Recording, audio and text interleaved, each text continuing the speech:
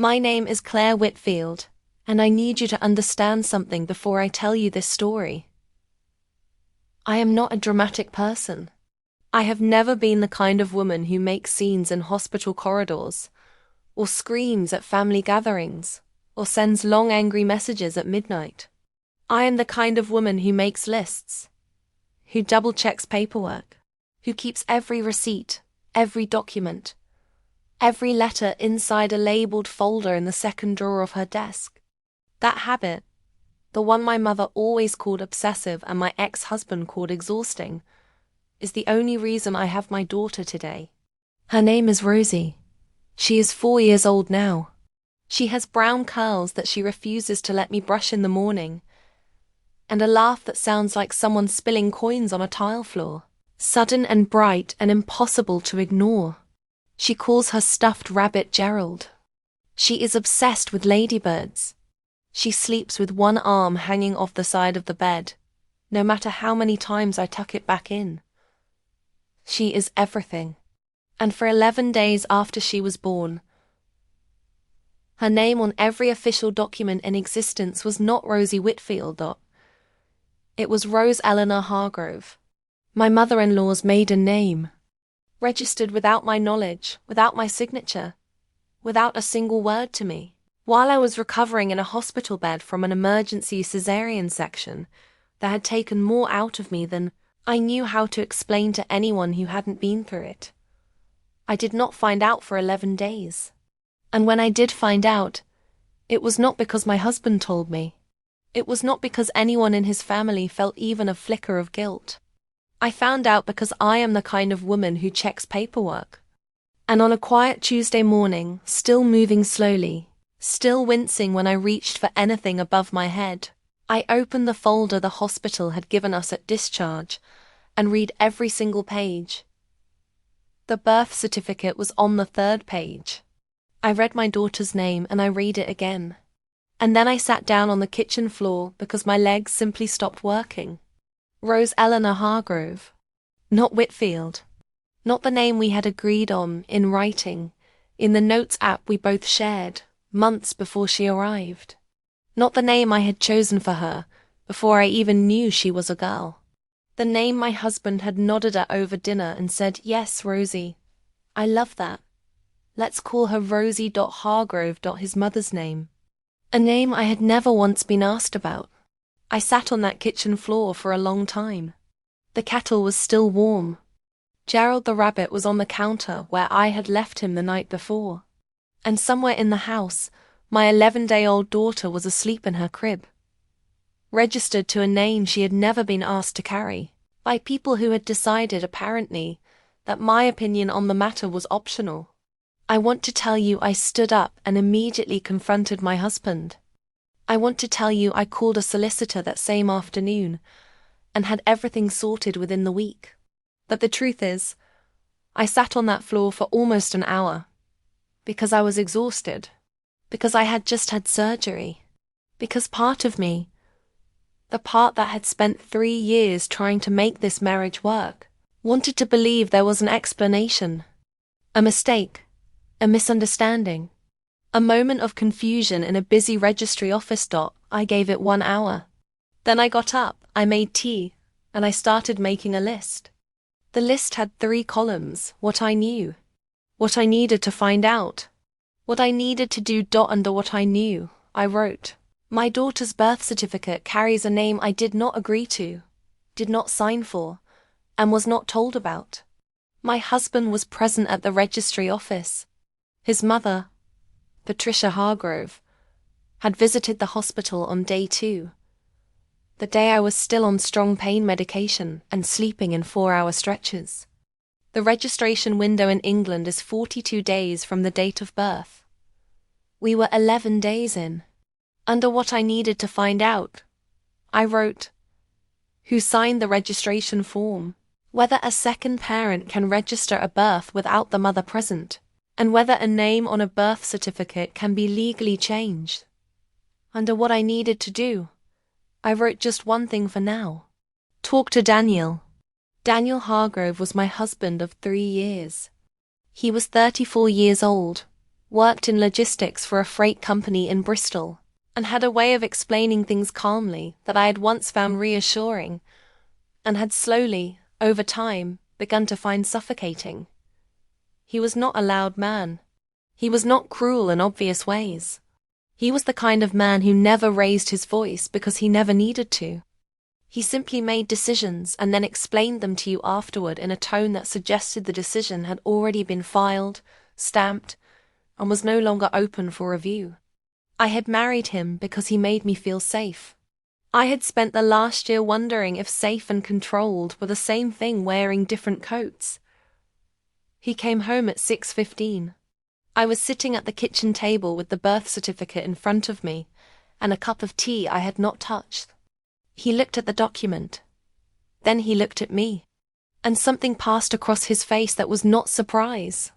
That was the moment I understood this was not a mistake. A mistake looks like shock. A mistake looks like a hand going to the mouth, a voice going high, an immediate flood of explanation and apology. What crossed Daniel's face lasted less than 2 seconds, and it was not any of those things. It was calculation. The same expression you make when you are trying to decide how much of the truth the situation requires. I know that expression. I had seen it before. I had just never understood what it meant until now. He sat down across from me without being asked. "Claire," he said. "Let me explain." I did not say anything. I had learned by then that silence was the fastest way to get to the truth with Daniel. Silence made him uncomfortable in a way that questions never did. Questions he could redirect. Silence he had to fill himself. He filled it. "My mum was there when they asked about the registration," he said. "You were asleep. The nurse said it was straightforward, that a father could handle it. Mum thought it would be a lovely gesture to include the Hargrove name. A way of connecting Rosie to the family history. I thought we could talk about it when you were feeling better." I looked at him. "You registered our daughter," I said, "with a name I never agreed to, while I was sedated after major surgery, and you were going to mention it when I was feeling better." He had the decency to look at the table. "It was my mum's idea," he said. I picked up my tea. I took one sip. I set it back down. "I am aware," I said, "whose idea it was." That night, Daniel slept in the bedroom and I slept in the chair next to Rosie's crib. Not because he asked me to leave. Not because we fought. We did not fight. That was the strange thing about Daniel and me. We never really fought. We had conversations that ended with him explaining why his position was reasonable and me sitting quietly with the feeling that something had been taken from me, though I could never quite put my finger on what. That night, I did not want to be in the same room as him. So I took my pillow and I sat in the nursing chair next to my daughter's crib. And I watched her sleep, and I thought about the name on her birth certificate. And I thought about the woman who had put it there. Patricia Hargrove was 61 years old.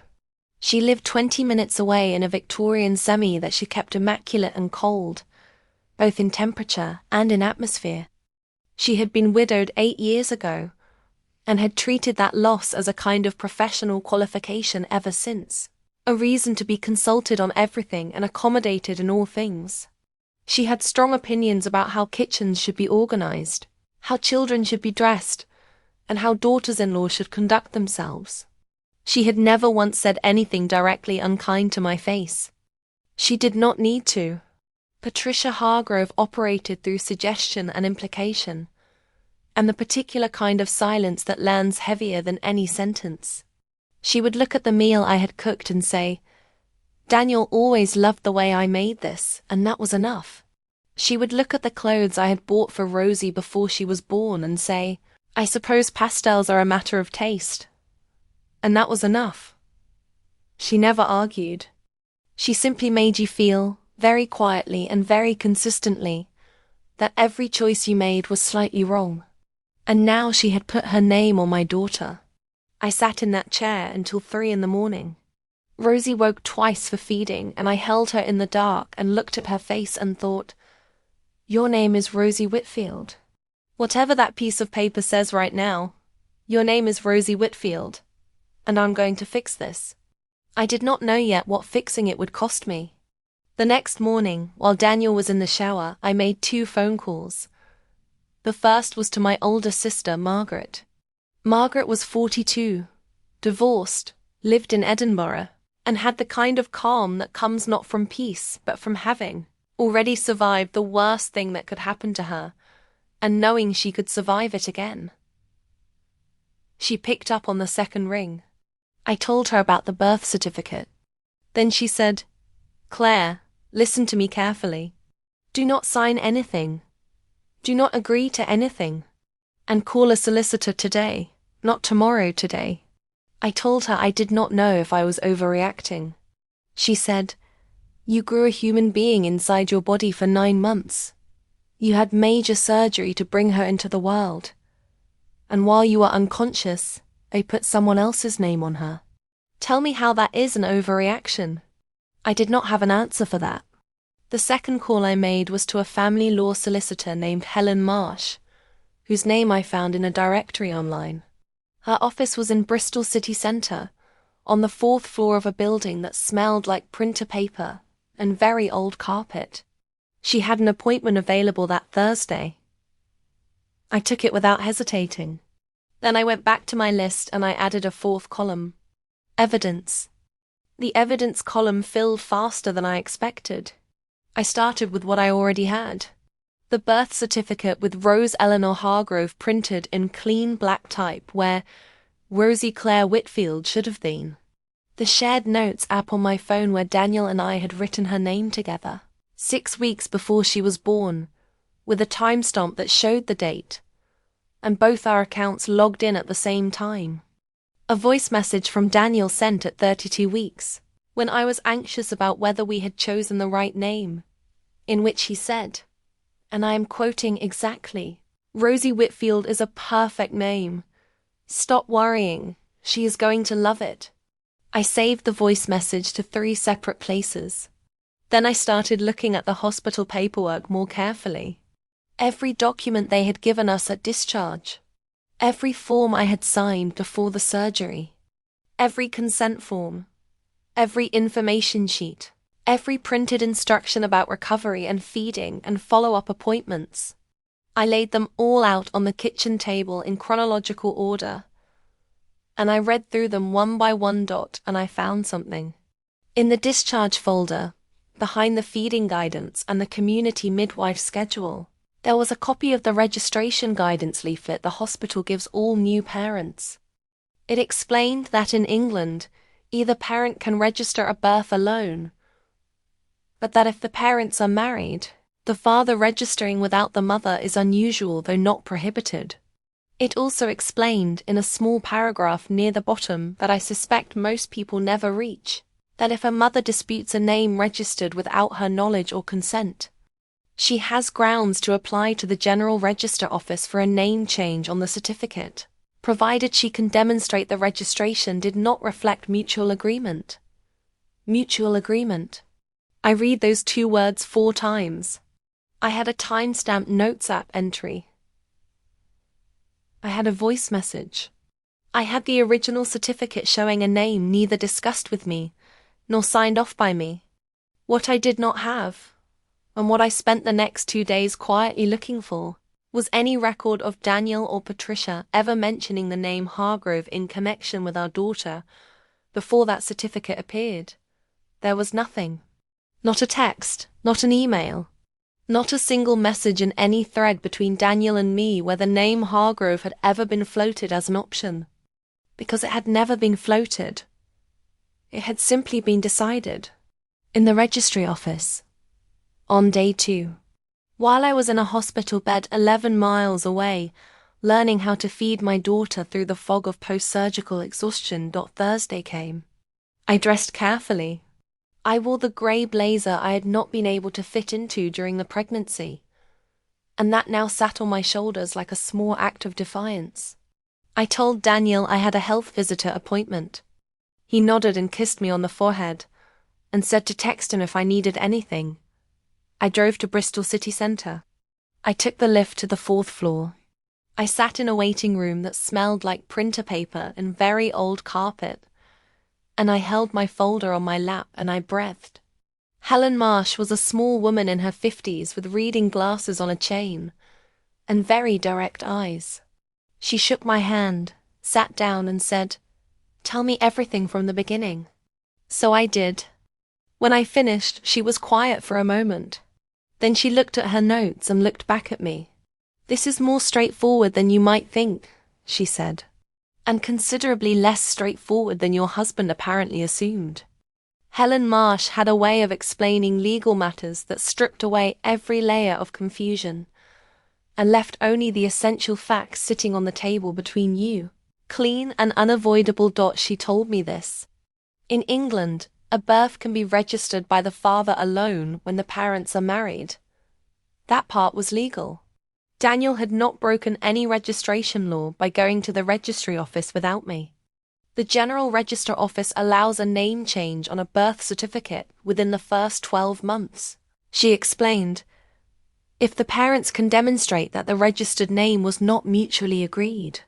The application requires evidence of what was agreed. Evidence that the registered name was not part of that agreement, and a statutory declaration signed by the applying parent. I opened my folder. I laid out the Notes app screenshot with the timestamp. I laid out the printed transcript of Daniel's voice message. I laid out the original birth certificate. I laid out the registration guidance leaflet with the relevant paragraph highlighted in yellow dot. Looked at each document in turn. She did not rush. She did not react visibly. She simply looked. The way a person looks when they are building something in their mind and need to see all the pieces first. Then she looked up. "You have prepared this very well," she said. I told her I made lists. She almost smiled. The statutory declarations, she explained, would need to be signed before a solicitor. She could prepare it for me. She would also draft a formal letter to Daniel notifying him that I intended to apply for the name change and giving him 14 days to respond. If he did not contest it, the process would be relatively simple. If he did contest it, it would go before a family court, at which point the evidence I had brought with me today would become significantly more important. "Do you think he will contest it?" I asked. She considered this for a moment. "That depends," she said, "less on your husband and more on his mother." She was right. I knew she was right the moment she said it. Daniel on his own might have backed down. Daniel with Patricia standing behind him, suggesting and implying and filling every silence with her particular brand of quiet pressure, was a different calculation entirely. I drove home from that appointment with the folder on the passenger seat and a feeling in my chest I had not had in a very long time. Not happiness, exactly. Something more foundational than that. The feeling of ground beneath your feet when you had been standing on water for longer than you realized. That evening, Daniel asked how the health visitor appointment had gone. "Fine," I said. "Rosie is doing well." He smiled and went back to his phone. I went upstairs and sat in the nursing chair and looked at my daughter sleeping and thought about the next 14 days. About the letter Helen was drafting. About the moment Daniel would open it. About the moment he would take it to his mother.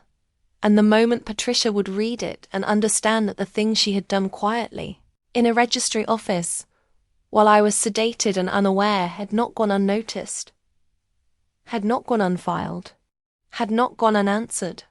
Rosie's hand was curled loosely beside her cheek, the way it always was when she slept. She had my fingers, long and thin with slightly squared tips. I had always thought that was a small thing. Looking at her that evening, it felt enormous. She was mine. Every part of her was mine. And her name was going to say so. The letter arrived at our house on a Monday morning. Helen had sent it recorded delivery, which meant Daniel had to sign for it himself. He came back inside from the doorstep holding the envelope with an expression I had not seen on him before. Not the calculation I had seen the night of the birth certificate. Something rawer than that. Something that looked, for the first time in our marriage, like genuine surprise. He looked at the return address on the envelope. Then he looked at me. "What is this?" he said. I was sitting at the kitchen table with my tea and my list, and Rosie in her bouncy chair beside me, watching the small plastic birds that hung above her with the focused intensity she brought to everything she looked at. "It is a letter from my solicitor," I said. "You should read it." He stood in the hallway and opened it. I watched him read. I watched his eyes move across the page. Slow at first, and then faster. The way eyes move and the words are not what you expected, and you need to go back and check them again. When he finished, he looked up. "You went to a solicitor?" He said, "Yes." Without telling me. I thought about pointing out that he had registered our daughter's birth without telling me. I decided the parallel was clear enough without my help. "Claire, this is not what I wanted. This is not how I wanted to handle this." I asked him how he had wanted to handle it. He sat down. He put the letter on the table.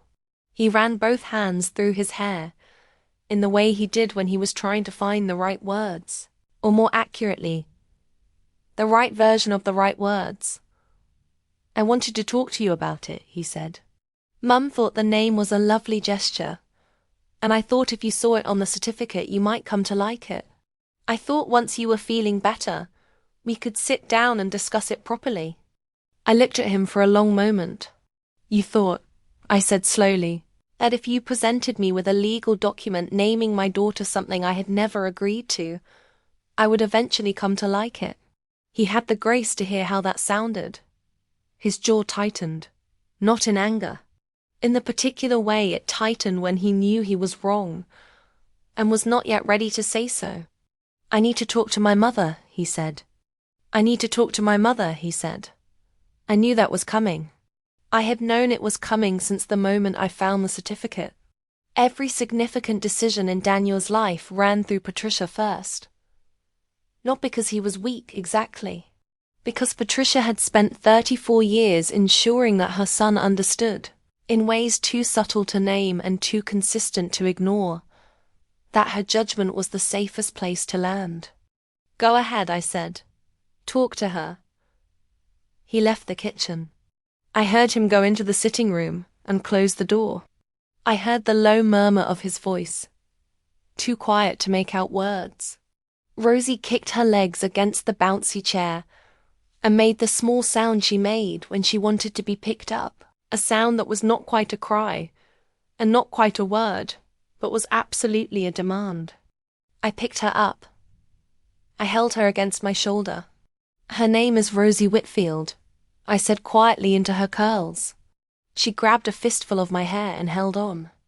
Daniel was in that sitting room for 45 minutes.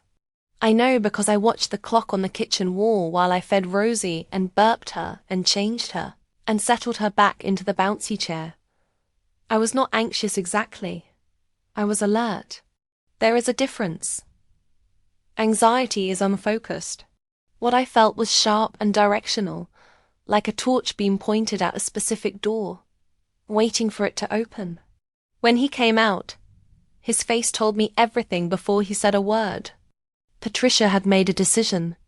I could see it in the set of his shoulders, in the way he walked back into the kitchen with a kind of borrowed certainty that had not been there when he left. Daniel on his own carried doubt like a coat he could not quite take off. Daniel, after talking to his mother, walked differently, straighter, as though someone had handed him a script and he had memorized it on the way from the sitting room to the kitchen. He sat down across from me. "Mum thinks we should contest it," he said. I nodded. I had expected this. She thinks the name is legally registered, and that changing it would cause unnecessary disruption. She also thinks, he paused here, that you are being reactive because of the birth and the recovery, and that once you have had more time you will feel differently. I looked at him. "Your mother thinks I am being emotional," I said. "She thinks you have been through a lot." "I have been through a lot," I agreed. "I had major surgery 11 days ago. And while I was recovering from that surgery, someone registered my daughter under a name I never agreed to. I am not being reactive, Daniel. I am being precise. There is a difference. He was quiet. I continued. Helen has already begun preparing the statutory declaration. I have the timestamp notes from our shared app. I have your voice message. I have the registration guidance from the hospital. If this goes to family court, all of that goes with it. And a family court, Daniel, is going to look at a mother who was sedated after emergency surgery, while her husband and his mother registered their newborn under the mother-in-law's maiden name, without a single conversation. And that court is going to have a very clear view of what happened in that registry office. He said nothing. The heating clicked on. Rosie made her small demanding sound again. Outside the kitchen window, a pigeon landed on the garden wall and sat there looking profoundly unbothered by everything. I am not doing this to hurt you, I said. I am doing this because her name is Rosie Whitfield, and it should say so on every document that exists. That is not a negotiation. That is a fact I am in the process of making official. Daniel looked at the table, then at Rosie, then at the letter still sitting between us. What if we hyphenate? He said quietly. Whitfield Hargrove, or Hargrove Whitfield, something that includes both. I had thought about this. I had thought about it carefully, the way I thought about everything carefully. In the nursing chair at 3 a.m. with Rosie warm and solid against my chest. No, I said. He looked up. Her name is Rosie Claire Whitfield, I said. That is what we agreed. That is what I chose. That is what you told me, in a voice message I still have, was a perfect name. I am not hyphenating my daughter's identity to accommodate a decision that was made without me. The pigeon on the garden wall tilted its head. Daniel picked up the letter and read it again. I let him. 3 days after the letter arrived, Patricia came to the house. I had known she would. Patricia did not conduct important business over the phone. The phone was for arrangements and logistics. Anything that required influence, anything that needed the full weight of her presence behind it, she did in person. She arrived at 11 a.m. on a Wednesday, which I suspected was not a coincidence. Wednesday was Daniel's work from home day. She had timed it so he would be there. I heard her car on the drive. I heard Daniel go to the front door. I heard her voice in the hallway, warm and carrying, the voice she used when she was performing warmth rather than feeling it. She came into the kitchen and she looked at Rosie first, which was the right instinct, and then she looked at me, which was the moment the warmth became something more carefully managed. Claire, she said, you look tired. Are you sleeping? I am sleeping as much as any mother of a 2-week-old sleeps, I said. She sat down at my kitchen table without being invited, which was something she had always done, and which I had always accommodated, and which I decided in that moment, not going to accommodate anymore. Patricia, I said, before you say whatever you have come here to say, I want you to understand something. I have already spoken to a solicitor. The statutory declaration is already being prepared. The evidence supporting the name change application is already assembled. This is not a conversation about whether the name change is going to happen. It is going to happen. The only question is whether it happens with your cooperation or without it. She looked at me. Then she looked at Daniel, who was standing in the kitchen doorway with his arms folded and his eyes on the floor. Then she looked back at me. And she did something I had not expected. She did not argue. She did not suggest. She did not fill the silence with implication. She simply sat very still for a long moment, and then she said, I thought you would be pleased. The Hargrove name has a great deal of history behind it. I thought it would give Rosie something to carry. I looked at her. Something to carry, I repeated. Family history. Roots. A connection to where she comes from. I kept my voice even. Rosie knows where she comes from, I said. She comes from me. And the name I chose for her, the name her father agreed to, the name we decided on together before she was born, is the connection she carries. You made a decision in a registry office without asking me. And you are sitting in my kitchen telling me it was a gift.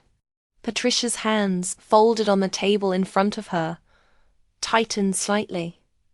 That was the only sign. Everything else stayed composed. The posture, the expression, the measured pace of her breathing. Patricia Hargrove had spent 61 years being the most composed person in any room, and she was not going to stop now. But her hands tightened, and I saw it.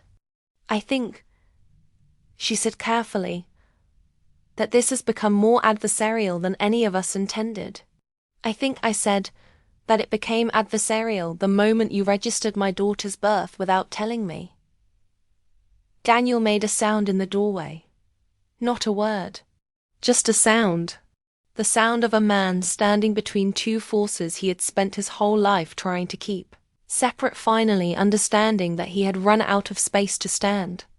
The silence that followed lasted long enough to become its own kind of statement. Patricia was the one who broke it. Of course she was. Silence was her instrument, not her weakness, and she knew precisely when to end it for maximum effect. She unfolded her hands. She straightened slightly in her chair, and she said, in a tone that was so measured it could have been used to calibrate scientific equipment, I think we all want what is best for Rosie. I think we can agree on that much at least. I said nothing, she continued. I understand you feel the registration was handled badly.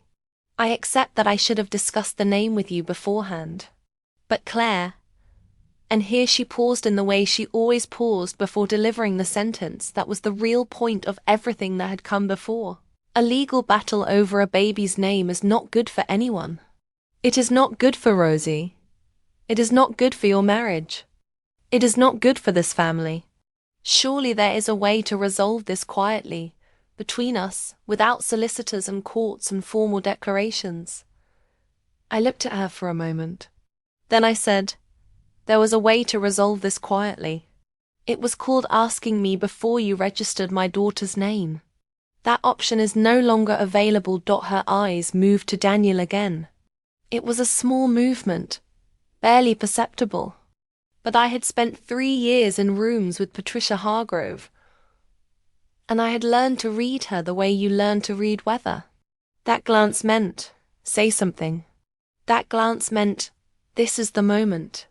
That glance meant I did not raise you to stand in doorways. Daniel unfolded his arms. Claire, he said, Mum is trying to find a way forward. Can we just talk about this like adults? I turned to look at him. I have been talking about this like an adult since the morning I found the birth certificate, I said. I sat on this kitchen floor and I cried. And then I made a list. And then I called a solicitor. And then I gathered every piece of evidence I had. That is what talking like an adult looks like. What I will not do is sit here and be managed by the two of you into accepting something that was done to me and my daughter without my consent, and then call that resolution. Daniel looked at the floor. Patricia looked at me. And for the first time since I had known her, I saw something in her expression that was not performance. Not the managed warmth or the careful implication, or the composed certainty she wore like a second skin. What I saw, just for a moment, just long enough to be real, was something that looked almost like respect. It was gone in an instant, replaced immediately by the familiar mask. But I had seen it, and I held on to it quietly. The way you hold on to something small but significant, a stone in your pocket.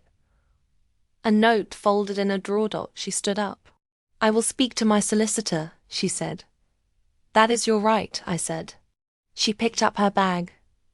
She looked at Rosie in the bouncy chair, and something crossed her face then that I did not have a name for.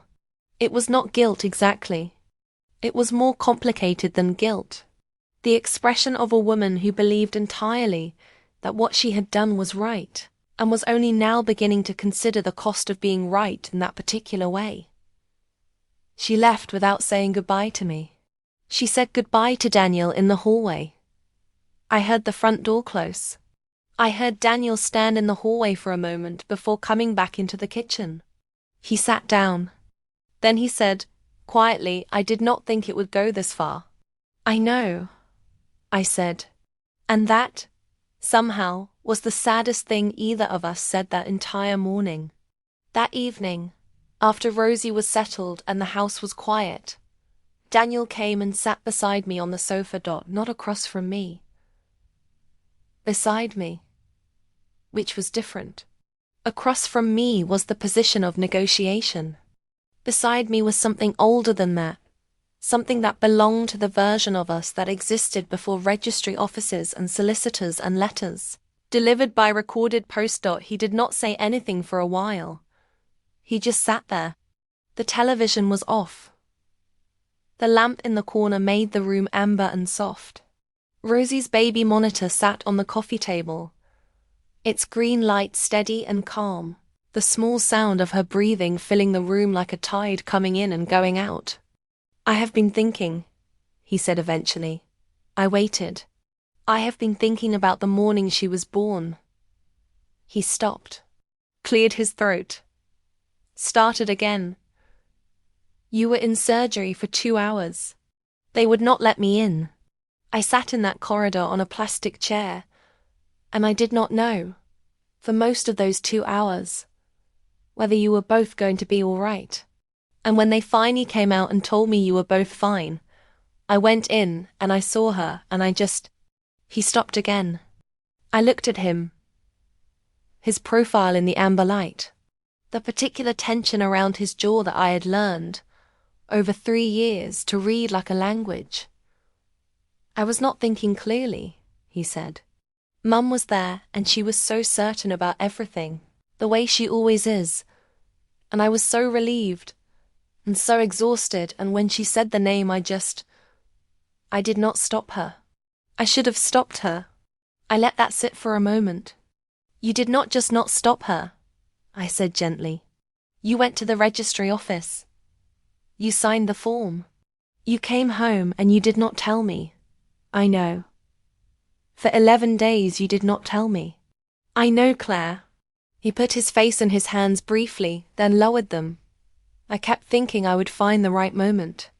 And then there was never a right moment, because there is no right moment for that conversation. There is no version of that sentence that sounds acceptable. He was right about that. There was no version of it that sounded acceptable, because it was not acceptable. And the fact that he could see that now, sitting beside me in the amber light with our daughters breathing on the monitor between us, did not undo what had been done. But it was something. It was the first honest thing he had said to me since I found that certificate. "I have called Helen," I said. "She is ready to proceed with the statutory declaration. If you do not contest it, the process is straightforward. The name change goes through the General Register office. The certificate is reissued, and it is done." He was quiet. "And if I sign a letter confirming I agree to the change," he said, "does that speed it up?" "It does," I said. "Helen mentioned that a joint application is faster than a contested one." He nodded slowly. "Then I will sign it," he said. I looked at him. "What about your mother?" I said. He looked at his hands. "My mother made a decision that was not hers to make," he said, "and I let her. That is on both of us. But Rosie is my daughter too, and her name should be what we chose. What I told you was a perfect name." I thought about the voice message. His voice through the phone speaker at 32 weeks. "Rosie Whitfield is a perfect name. Stop worrying." He had meant it then. I believed that. The problem was not that he had stopped meaning it. The problem was that meaning something and defending it were two entirely different things when Patricia Hargrove was in the room. But he was defending it now. That was not nothing. Daniel signed the letter the next morning. He sat at the kitchen table before work with a pen and the document Helen had prepared, and he read through it twice, Carefully, the way he read everything. And then he signed his name at the bottom in the neat, slightly formal handwriting he had learned from a father who believed that how you signed your name said something about who you were. I watched him do it. I did not feel triumphant. I want to be clear about that. There was no part of me that looked at my husband signing that letter and felt victory.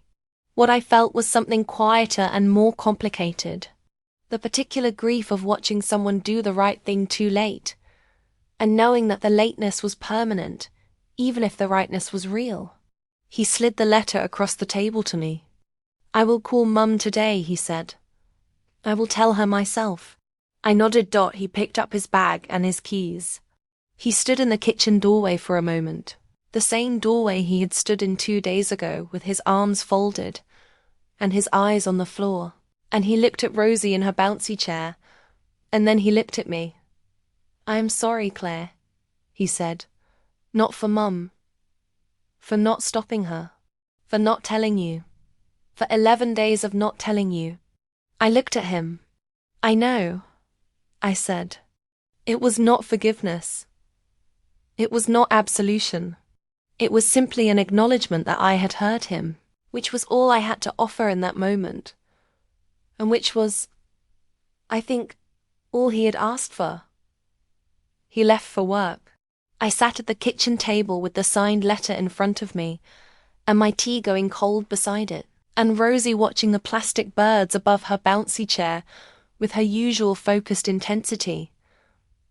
And I thought about what came next. What came next was a phone call to Helen Marsh.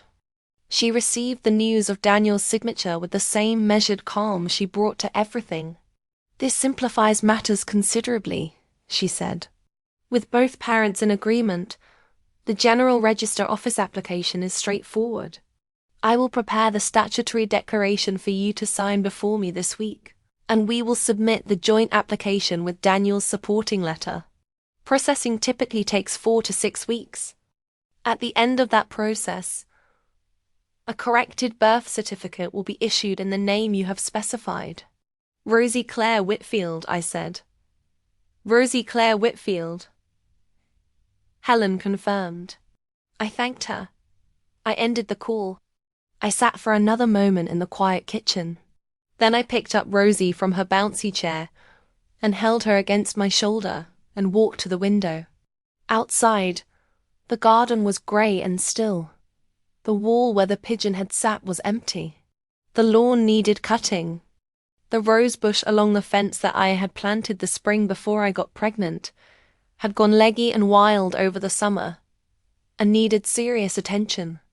I had a list of things that needed attention. I always had a list. But standing there at the window with my daughter warm and solid against my chest, I understood that some things on the list were more important than others. Some things could wait. The rosebush could wait. The lawn could wait. The conversation Daniel and I needed to have, not about the birth certificate, but about everything the birth certificate had revealed, about Patricia and decision-making, and the particular way our marriage had been slowly rearranged around his mother's certainty, without either of us quite noticing. That conversation could not wait much longer, but it could wait one more day. Today I was going to let myself feel the small, solid weight of what had just happened. Daniel had signed the letter. Her name was going to be right. That was enough for today. Patricia called that same afternoon. Daniel had told her. I knew because my phone rang at 2:17, while Rosie was napping and I was finally eating something resembling a proper meal for the first time in 3 days. And the name on the screen was Patricia. I answered. "Claire," she said. "Daniel tells me he has signed the letter." "Yes," I said. There was a pause. The particular pause Patricia used when she was reorganizing her approach mid-conversation, the way a chess player pauses before moving a piece, not from uncertainty but from calculation. "I want you to know," she said, "that I acted from love. Everything I have done since that baby was born has come from love for my son and love for that child." I set down my fork. "I believe you believe that," I said. Another pause. Shorter this time. I did not intend to cause you harm, she said. I thought about that for a moment. About intention and outcome and the space between them where most of the actual damage in life gets done. Patricia, I said, I understand that you did not intend harm. But intent is not the same as impact. You made a decision about my daughter's identity while I was unconscious, and you did not tell me for 11 days. The impact of that is real regardless of what you intended. And I need you to understand something clearly. This was not a disagreement about a name. This was a moment in which you decided that your judgment about my daughter's life was more important than my knowledge of it. That is what I am not willing to accept. Not the name. The decision. The silence this time was longer. When she spoke again, something in her voice was different. Not softer exactly. More careful. The way a person speaks when they are choosing their words, not for effect but for accuracy. I have always found it difficult, she said slowly, to step back. When I see something that needs doing, I do it. I have been that way my entire life. Gerald, Daniel's father, used to say I would organize the universe if someone handed me a clipboard. I almost said something. I stopped myself. It is not an excuse, she said. I know it is not an excuse. No, I said. It is not. Another pause. I would like, she said carefully, to have a relationship with my granddaughter. I understand if that requires time. I understand if there are conditions. But I want you to know that I am aware that I handled this badly, and that I am. She stopped. Started again. I am not accustomed to saying this. But I am sorry, Claire. Genuinely. I sat with that for a moment. Patricia Hargrove had never apologized to me for anything in 3 years. Not for the comments about my cooking. Not for rearranging my kitchen. Not for the suggestions about my hair, or my career choices, or the way I loaded the dishwasher. She apologized to me now, and it was not a performance. I had watched her perform enough times to know the difference. It was real. I am not going to pretend this is resolved, I said. There is a longer conversation that needs to happen. About boundaries. About decisions. About what it means to be part of this family without running it. That conversation is coming, and it will not be comfortable. I understand, she said. But I am not shutting the door, I said. Rosie deserves her grandmother. Provided her grandmother can respect that Rosie is my daughter first. Yes, she said quietly. She is. I ended the call. I sat in the quiet kitchen. Rosie's monitor breathed steadily on the counter. Outside the window, the garden was the same grey, and still it had been all day. Something had shifted, though. Something small but real. The way a window shifts when you turn the latch. Not open yet. Just unlocked. 4 weeks later, I sat in Helen Marsh's office and signed the statutory declaration. It was a clear Tuesday morning. I had taken Rosie with me in her pram because I did not want to miss this moment by delegating it. Helen had not minded. She had looked at Rosie in the pram beside my chair with the expression people who do not have children use when confronted with a baby, a mixture of appreciation and relief that it was not their problem. The statutory declaration was 2 pages. It set out the facts plainly. The agreed name. The registered name. The evidence supporting the discrepancy. My statement that the registration had not reflected mutual agreement. Daniel's supporting letter, attached as an exhibit. I read every word before I signed. Helen had expected nothing less. When I signed my name at the bottom, she witnessed it, stamped it, and added it to the application bundle she had already prepared. That is everything, she said. I will submit this to the General Register Office today. You should expect correspondence within 4 to 6 weeks. I thanked her. I stood up. I tucked the blanket back around Rosie's feet because it had slipped, which it always did. How are you feeling? Helen asked. It was not her usual kind of question. It was a real one. I thought about it honestly, like someone who has been carrying something heavy for a long time, I said, and has just put it down. But my arms still remember the weight. She nodded. She understood that. I could tell she understood it. I walked out of the building into the November morning with Rosie in her prom and the application submitted, and the cold air sharp and clean against my face, and I thought about my sister Margaret saying you grew a human being inside your body for 9 months. And I thought about my sister Margaret saying you grew a human being inside your body for 9 months. And I thought about Daniel signing the letter at the kitchen table. And I thought about Patricia on the phone saying she was sorry and meaning it. None of it had been simple. None of it had been clean. Real things rarely were. But it was moving. But it was moving. It was moving in the right direction, and I had moved it there myself, with a folder and a list, and the particular stubbornness my mother had always called obsessive, and which had turned out, when it actually mattered, to be the most useful thing about me. 6 weeks later, an envelope arrived from the General Register office. I opened it at the kitchen table, the same table where Daniel had signed the letter, the same table where Patricia had sat with her hands folded and her composure intact, the same table where I had made my lists and drunk my cold tea, and built my case one document at a time. Inside was a single sheet of paper. A birth certificate. Rosie Claire Whitfield. Born the 14th of September. Daughter of Claire Margaret Whitfield and Daniel James Hargrove. I read her name 3 times.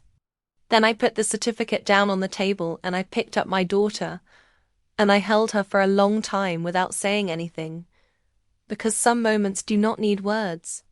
Some moments are just weight and warmth, and the specific smell of your child's hair and the knowledge, settled and certain and finally officially documented, that she is yours. She had always been mine. Every part of her had always been mine. Now every document said so too. The conversation Daniel and I needed to have happened on a Sunday evening. In December. Rosie was asleep. The house was warm. We sat at the kitchen table with tea, and the particular quiet of a winter evening, when the dark comes early, and the world outside feels very far away. I had my list. Not on paper this time. In my head. I had been carrying it for weeks, adding to it quietly, making sure I knew what I needed to say, and how I needed to say it. I told him that the birth certificate was not the beginning of the problem. It was the moment the problem became impossible to ignore. The problem had been building for 3 years in small rooms and quiet suggestions and decisions, made at the edges of our life that I had accommodated one by one until the accommodation had become invisible to both of us. I told him that I could not be married to a man whose primary loyalty was elsewhere. Not because Patricia was a bad person. She was not a bad person. She was a person who loved her son in a way that left very little room for anyone else. And that was her limitation, not her crime. But Daniel had choices. Every time Patricia suggested and implied and quietly decided, Daniel had a choice. And for 3 years he had been making the same one. He listened. He did not interrupt. He did not look at the floor. I know, he said when I finished. I have known for a long time. I just did not know how to change something I had been doing my entire life. I told him that not knowing how was not the same as not being able to. He agreed. We talked for 2 hours. About boundaries and about patterns and about the specific way a marriage can be quietly reorganized without either person quite noticing until the reorganization is complete. We talked about what we both needed, what Rosie needed, what was salvageable and what was not. I will not tell you that conversation fixed everything. It did not fix everything. There were more conversations after that one. Some of them harder, some of them longer. One of them in the office of a couples therapist in Bristol, who had a rubber plant in the corner, and a way of asking questions that made you feel simultaneously seen and slightly uncomfortable. That Sunday evening in December was the beginning of something different. The beginning of a marriage that had been taken apart and was being put back together with different pieces in different places. Not the same as before. Not pretending to be the same as before, but real in a way it had perhaps never fully been. Daniel set boundaries with his mother. Not perfectly. Not all at once. But genuinely, and with the particular difficulty of a man dismantling something that had been structural to his entire life. Patricia adjusted. Slowly, imperfectly, with occasional lapses that required further conversation. But she adjusted. She came to Rosie's first birthday in April. She brought a gift, a small illustrated book about a rabbit, which Rosie immediately tried to eat. She sat at my kitchen table and she did not rearrange anything. She did not comment on the food. She did not suggest anything about anyone's hair. She looked at her granddaughter pulling the pages of the rabbit book apart with focused determination, and she laughed.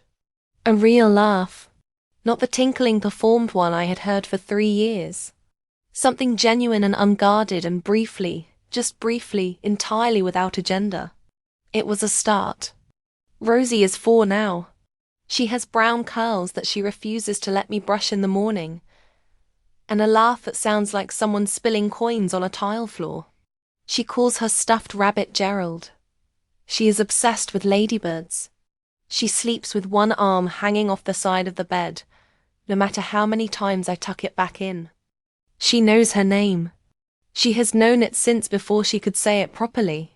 Since the age when children learn themselves through the words other people use for them, through the sound of their name in their mother's voice calling them for breakfast, calling them in from the garden, saying goodnight in the dark.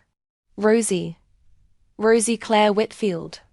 She says it herself now with the particular satisfaction of a 4-year-old who has recently discovered that she is a person with a name and a history and opinions about everything, especially breakfast and the correct way to hold Gerald. I kept the original birth certificate, the one with Rose Eleanor Hargrove on it. I kept it in a folder in the second drawer of my desk, behind the corrected certificate, behind the statutory declaration, behind Daniel's signed letter, and Helen Marsh's correspondence and the timestamped screenshot from our shared notes app. I kept it because my daughter will be older one day. She will be old enough to ask questions about where she comes from, and who made decisions about her life, and what those decisions cost. And when she asks, I want to be able to show her everything, not to make her angry, not to make her choose sides, but because she deserves the truth of her own story, every document of it, even the ones that were wrong, especially the ones that were wrong. Because here is what I learned in the weeks between finding that certificate on the kitchen floor and holding the corrected one at this same table. The most important thing I own is not the house or the savings account, or the carefully organized folders in my desk drawer. The most important thing I own is the habit of paying attention, of checking paperwork, of making lists, of not accepting the version of events that is handed to me, when the version of events does not match what I know to be true. My mother called it obsessive. My ex-husband called it exhausting. I call it the reason my daughter's name is right on every document that exists. Rosie Claire Whitfield. That is who she is. That is who she has always been. And on a bright morning in January, standing at the kitchen window with her in my arms and the corrected certificate on the table behind us, and the garden outside just beginning to show the first pale suggestion of something new coming through, I said her name out loud into the quiet room. She turned her head toward my voice the way she always did, and she smiled. That was enough. That was everything. That was hers.